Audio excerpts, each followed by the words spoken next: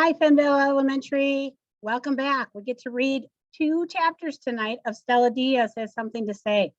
Oh, this book is starting to get really exciting. I hope you're enjoying it. Okay, so the last time we read, Stella and her friends and family went to the magnificent flying time machine or something like that.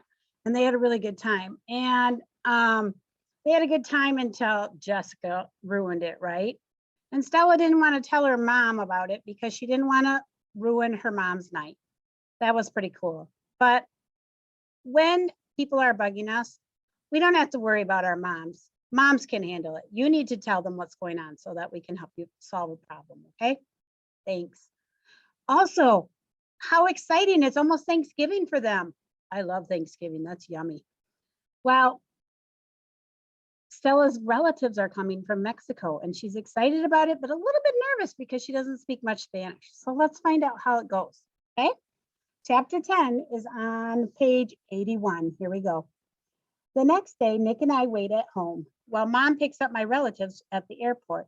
She doesn't take us because she says we'll get bored at the airport. Because my relatives are coming in from a different country, they have to go through customs, which is where they check to make sure you are not bringing any illegal goods into the country. It can take a really long time. They have to check your green card, all that stuff. It takes a long time. This trip, it's only mom's sister, my tia Juanas, and my abuelo Apolinar. I haven't seen them in 2 years, so I'm a little nervous. Abuela rarely comes because she is very particular and doesn't like traveling anymore. She'd rather just stay home playing cards. So her grandpa's coming and her aunt. It would be easier if it were my tia Margarita visiting. She comes more often because she travels the world all the time and sometimes stays over in Chicago for a day or two in between her trips. Of all my relatives, she speaks English. So I like talking to her the most. She's also very creative, a professor, and she speaks 4 languages. Whew. I want to be as smart as her when I grow up. Well, while she's gone, mom puts Nick in charge of watching the turkey. My job is to set the table. I know that's because I have an artistic eye. Nick doesn't know how to fold napkins into triangles like they do in the fancy restaurants on TV. I even make little name tags in the shape of turkeys for everyone to see. For a while, the house is quiet and I'm able to draw. Part of me wants to hide in bed with a book instead of doing Thanksgiving. I feel anxious, almost like it's the first day of school again. She was really nervous on the first day of school. But before I can go hide, I hear the front door. Hola, mi amor. Hi, my love, says Juanas in a loud voice. She swallows me up in a big hug and kisses both my cheeks. I can't see anything because of her fuzzy sweater, but I can smell her perfume. Juanas wears a lot of makeup. That's different from mom, who only wears a little makeup when she goes to work. Sounds like Juanas is a pretty fancy lady. Juanas pulls away from me and then goes to Nick. I can finally see that she's wearing a crazy patterned sweater and leggings. Her short red hair looks wilder than I've ever seen it. Hola, qué guapo, she says to Nick. She says as Nick beams, she said, hi, you look handsome. He likes being called good looking. Juanas gets along really well with Nick. She used to take care of him after school when we lived in Mexico City. I sat on the couch and draw while Nick talks to Juanas in Spanish. I don't get a chance to talk to my family as much. To them, I'm just the artista who makes drawings. They don't really know me like they know Nick. He was in first grade when we left. Well, I was just a baby. They don't know what questions to ask me, like what is my favorite fish or my favorite book. And even if they did, I wouldn't know how to tell them in Spanish. So I let them talk without me. So why does Nick know Spanish, but Stella doesn't? Oh, because he was older when he left Mexico City. So he learned how to speak Spanish before he learned how to speak English. And Stella just learned how to speak English when she started talking. Abuelo walks in next with mom, or grandpa. He's a little slow because he has a limp from losing one of his legs in a bus accident when he was my age. He manages to get around everywhere thanks to his wooden leg, but he never complains about it. Even when he takes his wooden leg off at night, he whistles and he hops into bed. Hola, qué preciosa está, Stella. She's, hi, where is my precious Stella? Abuelo says. When he calls me pretty, I have to admit, I feel a little less weird. He puts down his guitar and laughs a big belly laugh, and he hugs me with both arms. Abuelo sniffs the air. ¿Dónde está la comida, Nick? Where's the food, Nick? Abuelo is obviously hungry as he hugs Nick. Casi, says Mom, which means the food is almost ready. She takes Abuelo's bag and guitar to Nick's room. Abuelo always brings his guitar when he visits. He used to be a performer in Mexico playing on a radio program. We freshen up real quick, and I also feed Pancho. Happy Thanksgiving, I say as I drop an extra food pallet for him. Then Mom says, ¿Estás listo? Announcing to that the food is ready. Everyone sits down at the table as Mom brings out the dishes. There's turkey, cornbread stuffing, mashed potatoes, and roasted vegetables. That makes me hungry. Mom said she saw a recipe in a cookbook, but I think it's kind of weird. Oh, wait a minute. I'm sorry. Let's start back at the beginning of that paragraph. Sometimes when you skip a sentence, it doesn't make sense. So let's try again. Everyone sits down at the table as Mom brings out the dishes. There's turkey, cornbread stuffing, mashed potatoes, and roasted vegetables. We even have sweet potatoes with marshmallows. Mom says she saw the recipe in a cookbook, but I think it's weird. Me too. That's a no thank you food for Mrs. Daru. My favorite things to eat are the dishes that are not American. We make the stuffing called picadillo, which is ground meat with aceitunas or olives, remember? The olives make it feel special, like it's our own treat. Mom also makes elote, which is corn on the cob with crumbled Mexican cheese on top. I want to dig in, but Mom says we have to say what we're grateful for first. Everyone says a few things in Spanish, and when it comes to my turn, I just say very quietly, mi familia. That means my family. I feel as shy as I do when I'm at school, but this is different. At school, I'm only shy about saying the words right, but here around my family, I just don't have the words to say anything I want to say. If I could have said what I am grateful for in English, I would easily have gone on and on. There's so much, like all the sea creatures in the sea, Mom, Nick, and Jenny, my best friend, but I can't, not in Spanish. I do try sometimes, but when I try to speak Spanish, Juanes will finish my sentences for me. Like when I say quiero, she says, looking at the picadillo.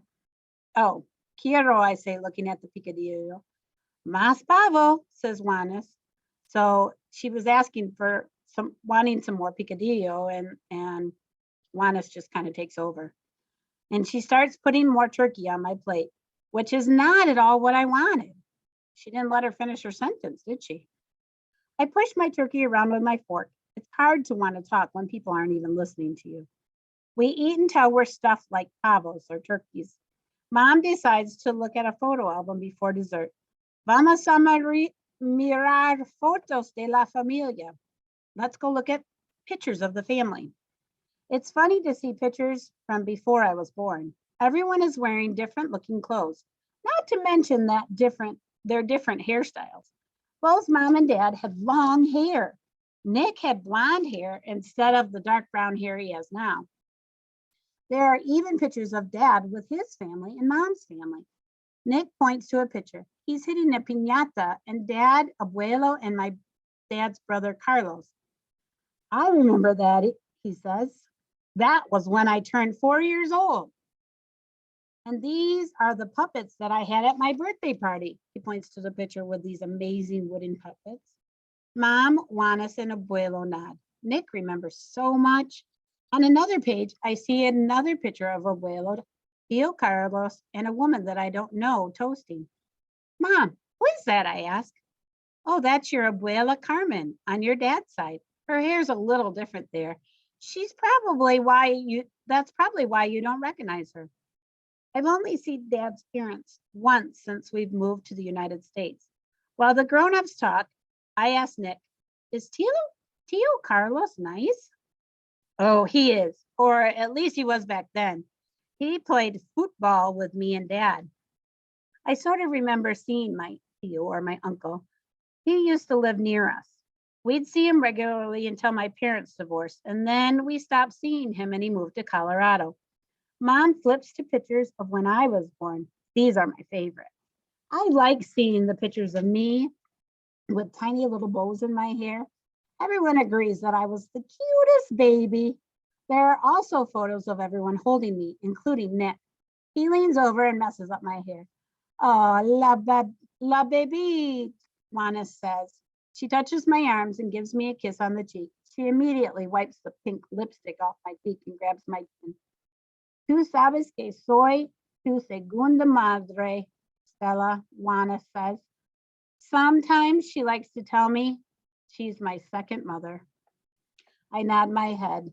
See, Juana might not always listen, but I know she loves me. After we've given our stomachs a break, we eat 3 different kinds of pie: apple, pecan, and pumpkin. I show Juanes and Abuelo my drawings of the animal project while we eat. Que bueno, Abuelo says that they are really good. He especially likes the manatee. Nick then begs Abuelo to play the guitar, and he begins to play many songs I know. I love singing along, but sometimes I stay quiet to watch Mom sing. She looks so happy singing with her dad. Mom looks at me. You know, when I was your age, your abuelos would have these amazing parties. Abuelo and all his musician friends would sing all night. But what about your bedtime? Mom laughs. She translates what I said to Abuelo and Juanes, and it makes them laugh too. Ay, Stella, says Abuelo. I tap Mom's arm. Why is that funny? Mom sees that my eyebrows are raised up. Oh, don't worry, mi chiquita, or my little one. It was just cute. Things are a little different in Mexico. Families throw more parties and people are a little less strict about bedtimes. I wouldn't mind that, says Nick. I don't say anything. Part of me wishes we never left Mexico. Sure, the parties and less strict bedtimes would be great, but I also think things would have been easier. We would see each other all the time instead of once every other year.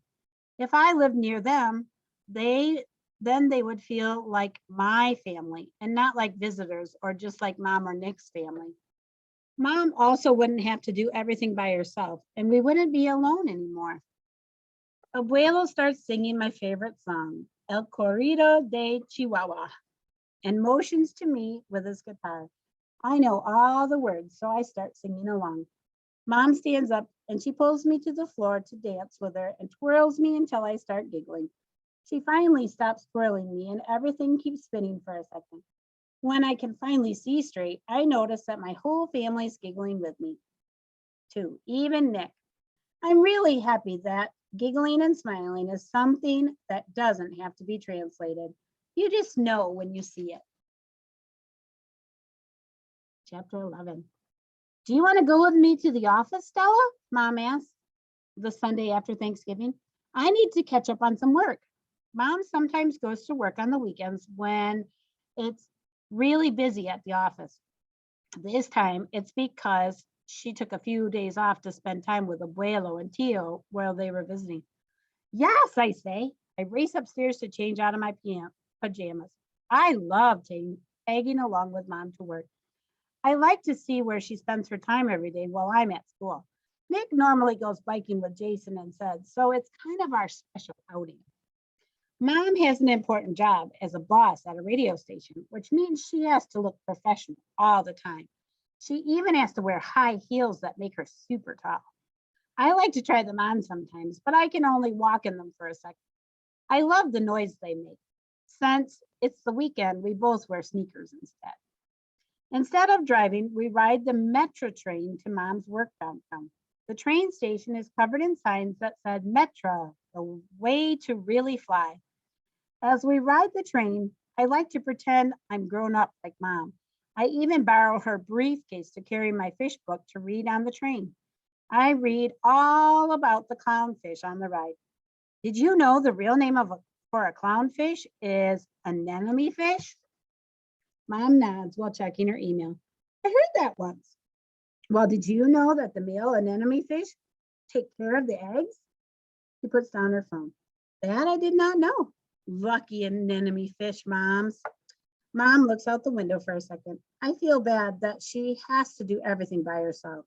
Dad's not around and he never even sends money. The excuse for why he never helped before was that he had no money, but now that he works for Tio Carlos, there really isn't an excuse. Mom flutters her lips and turns back towards me. Okay, my little sea explorer, she says, wrapping her arms around me. Tell me more fun fish facts. After I tell her more about the anemone fish for the rest of the ride, we get, oh, after I tell her more about the anemone fish for the rest of the ride, we get to her office. I'm excited. Going to work makes me feel important and grown up. As we enter the building, we have to wave a badge. What does closed circuit television mean, Mom? I say, pointing to the sign. It means that there are cameras recording who comes in and out of the building. Cool, she laughs. Near the elevator sits a security guard named Carl, who wears an official uniform. Working again, Mrs. Diaz? Oh, just for a little while, Carl. Carl waves at me and I salute him back like this. After opening a bunch of doors with Mom's badge, we finally get to where she works. From there, we pass the vending machines with food that I've never seen before. What's a honey bun, Mom? My face is pressed up to the glass. You have honey buns sometimes for breakfast. It's like that donut. Oh, I'm not sure. Honestly, it's an American thing and I've never had it. Can I try it? I asked, pressing my face closer. Maybe another time. Mom keeps walking and I have to run to catch up with her. Near the vending machines is a whole kitchen with refrigerators and a bunch of tables. Do you eat here, Mom? Sometimes. Many times I have business lunches or I eat in my office. As we continue to walk to our office, we pass all kinds of computer equipment. There are huge photocopy machines with so many buttons that I want to push and levers that I want to pull, but I don't.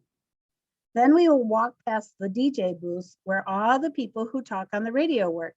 There are even more buttons than theirs, ones that light up too. I recognize the voice of the DJ, but we don't really listen to this radio station too much in the car.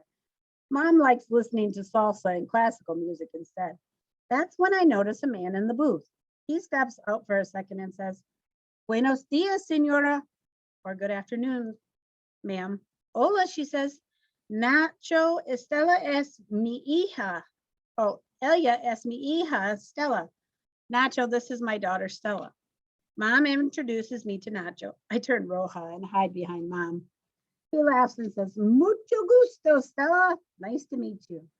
I know that means nice to meet you. So to be polite, I say, Sí, igualmente. That means nice to meet you too, or right back at you.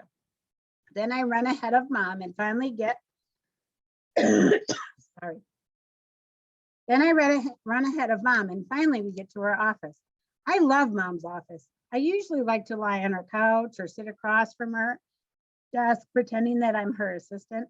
I also like going through all her cabinets and drawers. I don't think she always likes that, but I just can't help it. What do you want to do while I'm working, Stella? She says as she turns on her computer. She looks a little stressed out. I pause, closing a drawer full of Post-it notes and pens, and then I get a great idea. Can I write a story, Mom? See, she says. While she works in her office, I decide to go to an empty cubicle. I get office supplies from the supply closet and grab every color pen they have. Then I get down to work. I decide today I'm going to write about the pirate, Captain Rob, and his sidekick, Monkey. Nick and I like to pretend we're pirates when we're swimming, so I dedicate it to Nick at the beginning. I try to make it as close to a real book as possible. I put in a title page and I even write biography for myself at the end. When I'm done, my book is 10 pages long with drawings. I tiptoe to Mom's office. She's typing away at her computer while chewing on a pen. Mom? Monday. Mom says, looking distracted. I finished my story. Wonderful. I'm almost done too, she said. Okay, I said, but it takes her a little bit longer than she said. I get bored waiting, so I explore around the office a bit. I even make myself a cup of hot cocoa in the kitchen. That gives me even more energy, so I quietly run from cubicle to cubicle, peeking in to see everyone's pictures and decorations. Finally, I make my way back to her office. Oh, sorry, Stella. Really, just a couple more minutes and then we'll eat lunch, she says, typing away on the computer. While she finishes, I lay on her couch and hang my head over the side. I look at her in her office upside down. She has a few pictures of Nick and me up on the wall. She also has one of my drawings. It's one that I did on our trip to Wisconsin Dells from a couple of years ago. It was one of our last trips as a family before my parents divorced. I did a drawing of a little deer and a pine tree we saw as we rode on the sled. I looked over at Mom. Mom looks so serious as she works. I feel bad that Dad isn't so good at being a dad. If he was, Mom wouldn't have to work so hard. I wonder if she likes her. I don't even realize that I say that out loud. It's fun sometimes. Oh, it's a fun job. Sometimes it's too long, she says. And I'd rather be at home with tu hermano, with you and your brother. Or on the beach, she winks. Enough work anyway. Show me your book. I walk over to her. Be prepared to be amazed. It's the best thing I've ever done. I'm sure it is, she says. We read my book together. It's the epic story of Captain Rob and Monkey, who go in search of treasure, and the evil pirate who tries to steal it. The story ends with a cliffhanger because I plan on writing a sequel. That means like the next book. When we're done reading, she spins her chair to face me and gives me a hug. I love it, Stella. I know what will make it more official. We can do it while we're leaving. She locks up her office and we walk over to the room with the photocopier and the other fancy machines. She heads to one that looks like it has giant teeth and grabs a coil, a piece of plastic, and a piece of black paper. Por favor, she says, motioning for me to give her my story. She puts the plastic on the front and then she puts the black paper on the back. Next, she inserts the coil around the giant teeth in the machine. And before she grabs the big handle, she says, watch your manitas, watch your hands. I move my little hands. Then there's a big snap. My pages are bound together. I squeal, it's a book! When I go to school the next day, I walk over to Miss Bell's desk before class starts. I wrote a story over the Thanksgiving break, Miss Bell. Oh, that's wonderful, Stella, Miss Bell says. You want to read it out loud to the class? I shake my head no. Well, what if I help you and reread only a little bit?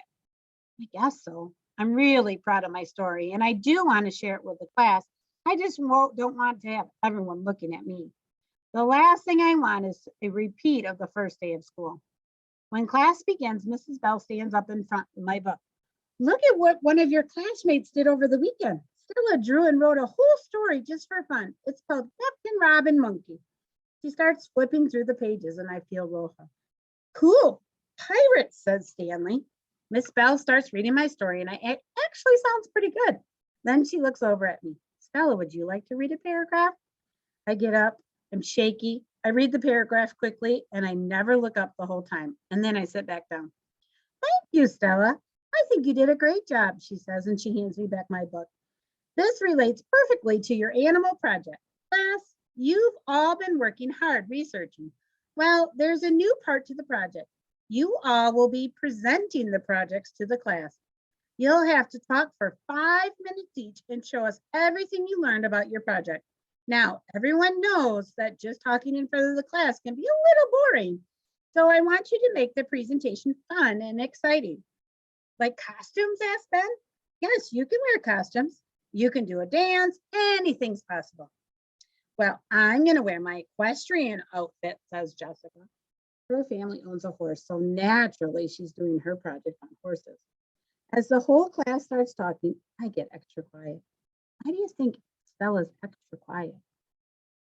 Oh, she doesn't like talking in front of people. Do you think she's super nervous? I would be. Now I have to do a whole presentation with complete sentences and it's supposed to be entertaining? Oh, maybe if I wear a giant sheet on my head, it'll be less scary. Then I look down at my book. Maybe it won't be so bad. I made it through reading a paragraph in front of the whole class and I didn't stumble at all. That's way better than the first day. Maybe I can do this. I see Stanley looking at me. Then I see Jessica, who looks carefree and even excited about the presentation. Nope. I have a feeling this story isn't going to end well. What do you think?